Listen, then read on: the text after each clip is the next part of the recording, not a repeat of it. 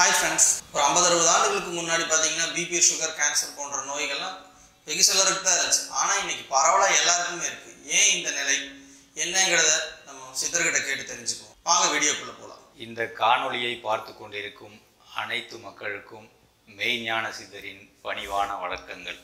ஒரு 50-60 வருடங்களுக்கு முன்னாடி டாக்டர்ஸும் கம்மி, ஹாஸ்பிட்டல்ஸும் ரொம்ப கம்மி. அப்போ வாழ்ந்த நம்ம முன்னோர்கள் கண்ணாடி போடாமையே படிக்கிற அளவுக்கு கண் பார்வை பெற்றிருந்தாங்க. அந்த ஒரு 70-80 வயதுல கூட நல்ல கறி சாப்பிடுவாங்க, நல்ல எலும்பு கடிப்பாங்க.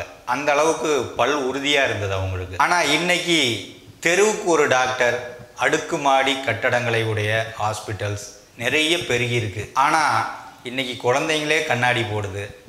50 வருஷத்துல பார்த்தீங்கன்னா பல்லெல்லாம் வலுவிழந்து போயிடுது. சுகர் முதல் கொண்டு கேன்சர் வரை எல்லா வியாதியும் இன்னைக்கு வந்துடுச்சு. இதே 50 வருஷத்துக்கு முன்ன கேன்சருங்கிறது அண்ணாதுரைக்கு தான் வந்திருக்கு, பழைய முன்னாள் முதல்வருக்கு தான் கேன்சர் அப்படிம்பாங்க. அப்படி தான் கேன்சருங்கிற வார்த்தைகளே உலகம் தெரிஞ்சது. ஸோ ஏன் இந்த நிலை அப்படின்னு பார்த்தீங்கன்னா, இந்த மருத்துவ உலகம் ஒரு மனிதனை அரைகுறையாக தான் புரிஞ்சிட்டு இருக்கு. இதை எப்படி விளக்கலான்னா, ஒரு சின்ன கதை மூலமாக சொன்னால் உங்களுக்கு தெளிவாக புரியும். கண் பார்வையற்ற குருடர்கள் யானையை பார்க்கணும், யானையை பற்றி தெரிஞ்சுக்கணும், எப்படி இருக்குன்னு தெரிஞ்சுக்கணும்னு கேட்குறாங்க. அப்போது ஒரு யானையை கொண்டாந்து அவங்க முன்னாடி நிறுத்துகிறாங்க. அவங்களுக்கு கண்ணு தெரியாதனால எந்த பொருளையும் தொட்டு தடவி பார்த்து தான் தெரிஞ்சுக்குவாங்க. அப்படி ஒருத்தர் என்ன பண்ணுறாரு, கை நீட்டி தொடுறாரு. யானையோட காது பாகம் அவருக்கு தெரியுது. ஓஹோ, யானை முறை மாதிரி இருக்குமா அப்படின்னு அவர் நினைக்கிறார், கேட்குறாரு. இன்னொருத்தர் துதிக்கையை தொடுறாரு. ஓஹோ, யானைங்கிறது உலக்கு மாதிரி இருக்குமா அப்படின்னு அவர் நினச்சிக்கிறாரு. இன்னொருத்தர் காலை தொடுறாரு. ஓ, யானை தூண் போல் இருக்குமோ நினச்சிக்கிறாரு. இப்படி அவங்க என்ன ஃபீல் பண்ணாங்களோ, உணர்ந்தார்களோ, புரிஞ்சாங்களோ, அது மாதிரி அவங்க அந்த யானையை நினச்சிக்கிட்ட மாதிரி இந்த மானிட உலகம் ஒரு பிரிவு மனிதனுக்கு உடம்பு கிருமிகளாக வருது அப்படின்னு நினச்சிக்கிட்டாங்க. ஒருத்தர் வாதம், பித்தம், கபத்தாலான உடல், அது குறைஞ்சதுனா தான் அதோட இம்பேலன்ஸு தான் நோயாக வரும் அப்படின்னு புரிஞ்சுட்டாங்க. இன்னும் அது இன்னொரு உலகம் ஹோமியோ மாதிரி அவங்க சில மனிதர் உடம்புல மனதில் ஏற்படுகின்ற மாற்றங்கள் நோயாக வெளியே வருது, அதை கருத்தில் கொண்டு மருந்து கொடுத்தா சரியாகுன்னு புரிஞ்சிட்டாங்க. இந்த அக்குபஞ்சர்னு ஒரு சிஸ்டருக்கு அது பிரபஞ்ச சக்திகள் உடம்புல பஞ்சபூதங்கள்லாம் அது உள்ளே போகுது, அதை சரி பண்ணுனா நோய் குணமாகும்னு அவங்க மருந்து இல்லாமல் ஏதோ பண்ணிட்டு இருக்காங்க. சித்த மருத்துவம் வாதம், பித்தம், கபம்னு நினச்சிட்டு கொடுக்குது, அப்பவும் சரியாக போகுது. ஹோமியோ ஒரு ஸ்டைலில் புரிஞ்சுட்டு கொடுக்குது, அப்பவும் சரியாக போகுது. எல்லோருமே இந்த உடம்பை வெவ்வேறு மாதிரி புரிஞ்சுக்கிட்டு வெவ்வேறு மருந்தை கொடுக்குறாங்க.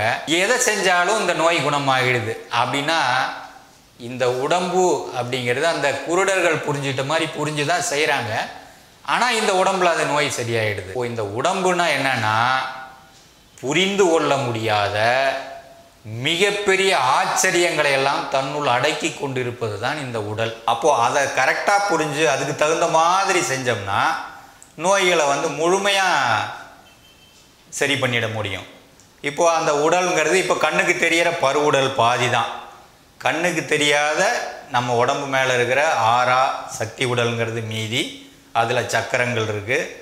இந்த சக்கரங்கள் தான் இந்த உடம்புக்கு எனர்ஜியை இந்த பிரபஞ்ச சக்தியை வாங்கி உள்ள அனுப்புகிற பூஸ்டர் மாதிரி வரும். ஸோ இது 72,000 நாடிகள். பலாயிரம் வருஷத்துக்கு முன்னே நம்ம மெய்ஞானிகள் இன்னைக்கு விஞ்ஞானம் கண்டுபிடிக்க முடியாத இந்த சக்தி உடல் சக்கரங்கள் 72,000 நாடிகள் எல்லாம் அக்கு வேற ஆணி வேற அலசிட்டாங்க. மெய்ஞானம் என்பது பண்டைய காலத்து விஞ்ஞானம், அறிவியல்.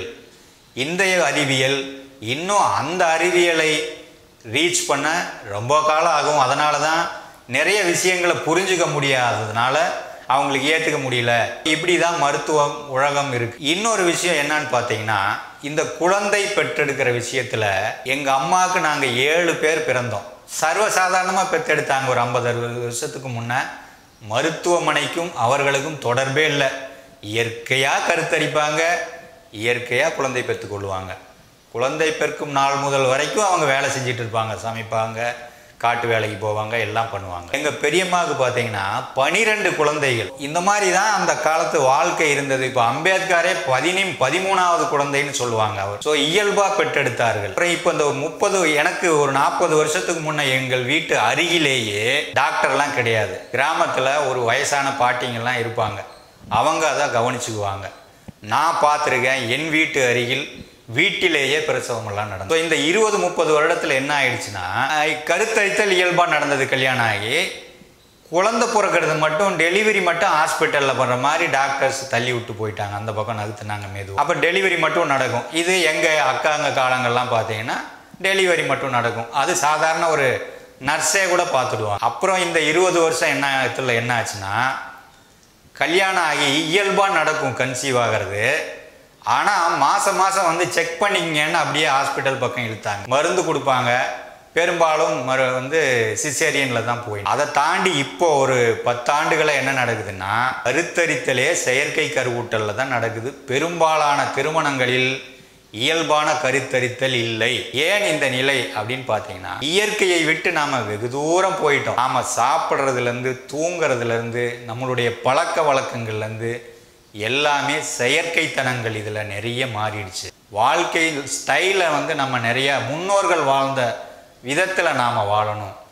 இப்படியான வாழ்முறையை நாம் அமைச்சுக்கிட்டோம்னா நோய் நொடி இல்லாமல் ஹாஸ்பிட்டலே போகாமல் ஒரு அருமையான ஒரு வாழ்க்கையை வாழ முடியும். அதுக்கான வழிமுறைகளை தானா மெய்ஞான வாழ்வியல் மருத்துவ பயிற்சின்னு சொல்லி கொடுத்துக்கிட்டே இருக்கேன். ஸோ இந்த பயிற்சியை நீங்கள் தெரிஞ்சுக்கணுன்னா என்னை தொடர்பு கொள்ளலாம்.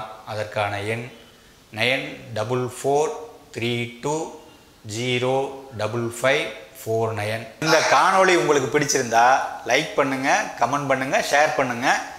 நம்ம வீடியோ சேனலை சப்ஸ்கிரைப் பண்ணுங்கள். நன்றி, வணக்கம்.